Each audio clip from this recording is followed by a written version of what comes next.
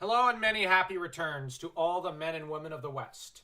I'm Joe, here with me is my co-host Dan. Hello and greetings. Today, we are finally doing the Hobbit book review. We're not going to delve too deeply into the characters of Thranduil, Smaug, and a few others, because we're going to do separate videos on them. We're instead going to focus and zero in on just a book overall. Now, starting off, Bilbo Baggins is who we kind of begin the story with. And he's just a regular hobbit who just enjoys the simple things in life. Second breakfast, fourth dinner, tea time. But when Gandalf kind of shows up on his doorstep, defaces it. Quite the illegal thing, I might add. That was actually the most immoral thing done in this entire story. I mean, Oh, indeed. defacing such beautiful property. Has he no respect for the law? Wait, the Shire doesn't really seem to have any laws. Darn it. Then Bilbo gets swept up in one of the funnest fantasy adventures of all time. Going through mountains full of trolls, Gollum, facing down giant spiders, sneaking around wood elves, and at last confronting a dragon. No, not as fearsome as the dragon of Hayholt. I love it. But Smaug certainly is fearsome, though no Rachel the Dragon of Hayholt. Bilbo has quite the adventures, and then there's participation in the Battle of the Five Armies, so this is quite the novel. A lot happens, and it's so freaking small. It's a great story. I actually think that every kid should have this story kind of read to him. That was kind of the intent of Tolkien, to write something of a fairy tale, a fairy story, where Silmarillion was high adventure and the highest fantasy imaginable, and the most epic. Lord of the Rings was both high epic and high romance at its finest. The Hobbit is simple, straightforward hero's journey, with the trickster archetype essentially dragged along. You have Gandalf assuming the role of the magician, the various dwarves essentially the warrior. This was your first time reading the book. Yeah. And how did you find it? I missed this kind of novel. Very simple, very call to adventure, very self-contained. Some would say formulaic is a bad term, but in here, the formula is simple and it's pleasant. It's nice. This is exactly what I want and that I missed when I stopped reading. And the next book we might end up doing might be the Silmarillion, which is really heavy and dense reading. Mm-hmm. And every detail is just, every second word is so important. I actually really enjoy this book as well. There's a formula to it, which is beautiful. Mm-hmm. It's the simplest and in some ways the least magnificent story Tolkien ever wrote. And yet, there's a charm to it. Don't get me wrong, when I say all that, I'm not hating on the book. I just mean, when you compare it to Lord of the Rings and the Silmarillion, The Hobbit is pretty tame in comparison. Mm-hmm. And the language used is much, much simpler. And Tolkien does not get very descriptive. And I actually wish he had stuck in more references to the history in this book, because at a few points, I was hoping for more lore and for him to flesh out certain areas a bit more, like he does in Lord of the Rings and the Silmarillion. Yeah, it's a really good introduction into fantasy. Thorin, which is the warrior. You have Bilbo, the trickster. The thing with this story is, yeah, there are a lot of archetypes that one can see. Thorin is also the Shadow King archetype. Yes. Which Tolkien was writing in the age when a lot of that kind of psychology was coming into the forefront of psychological and literary research. You look at Campbell, Jung, and all his other students. Today, people try not to write these archetypes, which is why their literature, especially their fantasy literature, sucks. Mm-hmm. I know a lot of people who say, well, the trouble is everybody's trying to get out from Tolkien's shadow. I recently heard a podcast where two big fantasy geeks basically complained about how there is no escaping Tolkien's shadow, but that they don't think anyone's trying hard enough. I actually think people are trying too hard. And maybe they ought to embrace Tolkien's shadow and try to use more of the language he uses. Try to use older English and just bring in all the traditional mythology and all the archetypes that they could build themselves around that. Tolkien was just see in The Hobbit so much influence from Norse mythology. You have Thorin. He's basically Thor. You have Bilbo and even Gandalf, who essentially both stem from Odin in his trickster form and in his form as the magician. You also have Thorin, who has shades of Odin as well in the form of the kingly side of Odin's character. Thorin's a bit of a subversion of Odin in a way, because Odin in classic Norse mythology is an ideal king. He's a great guy. He's a good king. But Thorin isn't a very good king for the most part. But the nobility of his character comes out right before he dies. What I like about Thorin is that you have his fall and he rises back up. Tolkien was fond of doing that. He does the same thing with Boromir. There are characters that fall and shouldn't come back up, but there's a lot of people that try to fall and rise back up. It doesn't work as well because they start the villain off as a villain. They want to make him relatable, but they try to imitate, in a way, Thorin. But Thorin you bond with, yes, he falls into villainy, but he comes back into heroism. And you really feel the heartbreak that some of the characters have and feel as he's getting corrupted. And you also feel the fear that Bilbo and Bomber, for example, feel towards him, where they're just thinking, what are you doing? What's happened to you, Thorin? And I find that the only story I can think of that seems to kind of hit the same note with the characters, rise and fall in a way, is Star Wars. Really, only George Lucas seems to grasp just how to do it. Whereas almost and I know he's science fiction, but most other authors don't seem to know how to do it. And you look at Thorin, though, you're left going, why, Thorin? Don't. Emotionally bonded with Thorin. Thorin, who wanted to help and looked out for his people, for Bilbo. He falls into this craved, greedy... Shadow King, who's basically trembling at shadows, has nothing but hostility and hatred for all those around him. But what's beautiful is just how he turns it around, throws his life away just to save everyone. And he, in that hour...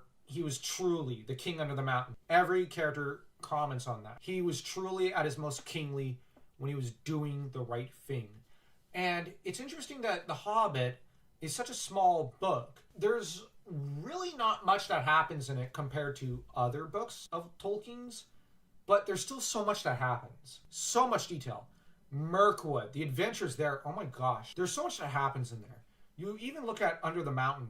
There's so much that happens in just right there. And that's only 40, 50 pages. And there's so much detail to get into there. Like Gollum. One would not think the riddled match with Gollum or the winning of the ring would be so important, but the entire Third Age hinges on that moment. Even the battle against the three trolls. Yeah, it's not very important, actually. That's the least important. Foehammer, Glamdring, and Orcslayer are found in their little grotto. And it's interesting that weapons from Gondolin found their way into their hands. Well, they kind of probably stole it from bandits who stole it from someone who stole it from probably like 6,000 years of people just thieving from the previous owner. And once you read The Fall of Gondolin, you'll see the importance of those weapons. And that those weapons carry a lot of history. And what's most remarkable is how most of those weapons and many others from Arnor were forged with the specific goals of killing orcs or Nazgul, and in the War of the One Ring, they end up fulfilling their purpose. This is an extremely important part of the story, and I find that this time around reading The Hobbit, I actually grew to really like Oin and Gloin, just because their solution to everything is just, we gotta light a fire, guys. No, this isn't a smart idea. We're lighting a fire, darn it. And we don't care who says what, we're lighting it. If we all choke to death on these flames, so be it. It's a sacrifice we're willing to make. I know they don't have many lines, but Oin and Gloin are hilarious. Their solution to everything is just, let's start a fire. There's a dragon outside. What do you want to do? Start a fire? Jeez, Pyro from X-Men is nowhere near as much of a pyromaniac as these two. Their solution to everything is, start a fire. And when they can't start a fire, they pitch a fit. As to the other dwarves, Balin is really lovable. He's the eldest dwarf. He contributes so much to the team. And I always got the feeling during this read-through of The Hobbit that Balin essentially has the mindset, the older generation must die for the new era, and the young must build the new age. You have Bomber. Is he your favorite dwarf? He stands out. He's fat, and he's just a meme. Yeah. And the first time you read about him in Mirkwood, you really got annoyed with him, because he just misleads the entire team over and over again, inciting their worst vices. But then, by the time you get to Erebor, you see that he's not a bad fellow. He's not a warrior. He's not cut out for this line of work. It's essentially, why is he there? Yeah, I know. But he played such an important role. And it's funny because I think he bonded with Bilbo the second most, or third most, probably after Balin and Thorin. Him and Bilbo really have the same way of looking at things. I mean, the single most important thing is second and third and fourth breakfasts. But at the same time, one also has to bear in mind he wants to take care of his wife and kids. Bomber, honestly, he's one of my favorites. Probably after Thorin and Balin, like I said, he's just funny. He's one large fat joke who never gets old. I honestly wish we had gotten a Bomber novel. That would have been glorious. I honestly wish he showed up in Lord of the Rings. Yeah. I can't imagine why Tolkien didn't want to bring him in. Because he doesn't show up. Gimli's a great dwarf character. No joke. Gimli is essentially a knight. Rather, more like the same kind of archetype that Sturm Brightblade is. But Bomber is just so much fun.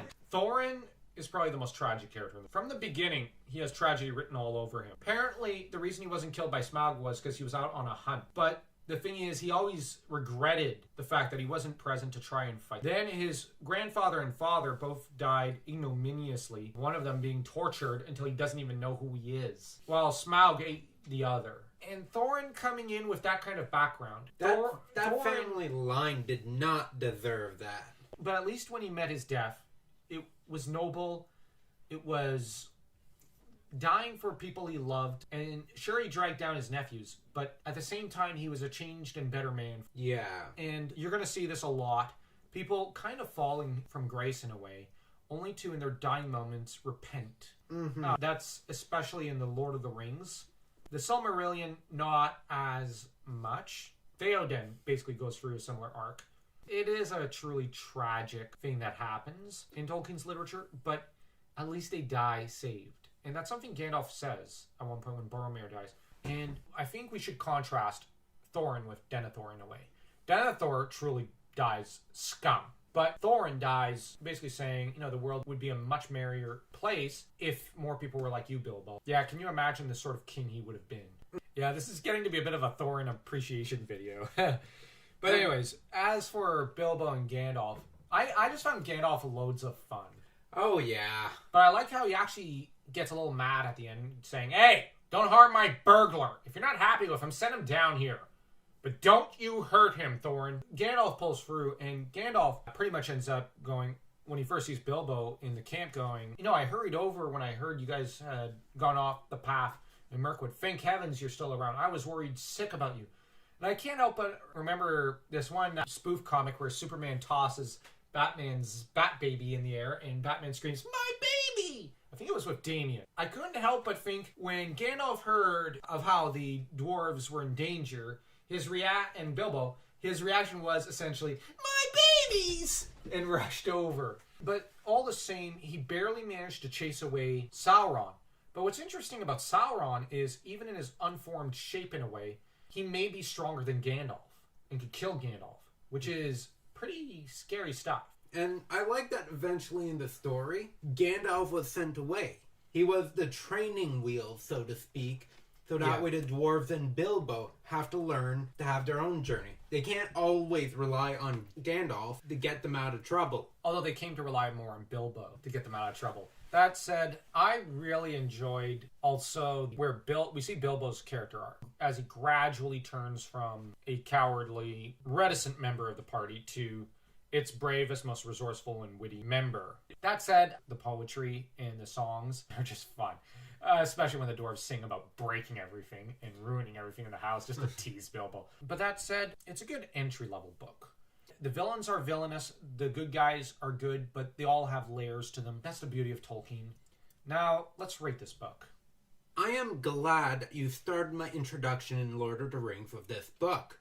As you mentioned, this is a really good book for someone who is starting to read, who needs an introduction. It's simple and to the point, which I like that. There's a time for grand descriptions and there's a time for such a thing. Yeah. So I am going to rate this a 3.5. That low. But I'm expecting more.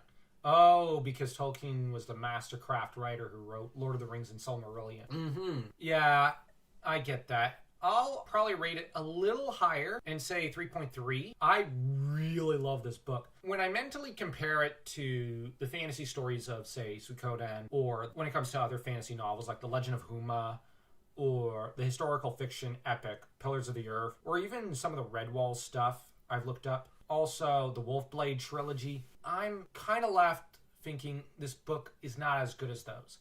That said, it's fun. And that's the main part that I love about this book. It's an entry into Middle-earth. It should be mandatory to read. Absolutely, I fully agree. And I'm so glad our one aunt forced me to read it at 11, and I just loved it. That said, the next major Tolkien book club we're going to do is The Silmarillion, which is just, it's a 4. Like, it sets the bar for all fantasy fiction. And I don't know if there's ever going to be a fantasy book that ever compares with all the stories contained in the Silmarillion. So if you enjoyed this review, do leave a like, comment, and share the video between second and third breakfasts. And don't forget to subscribe. Between the fourth and fifth dinner. Yes, it's very important that you have those whilst you're subscribing and getting others to subscribe. And farewell, and to the next, men and women of the West.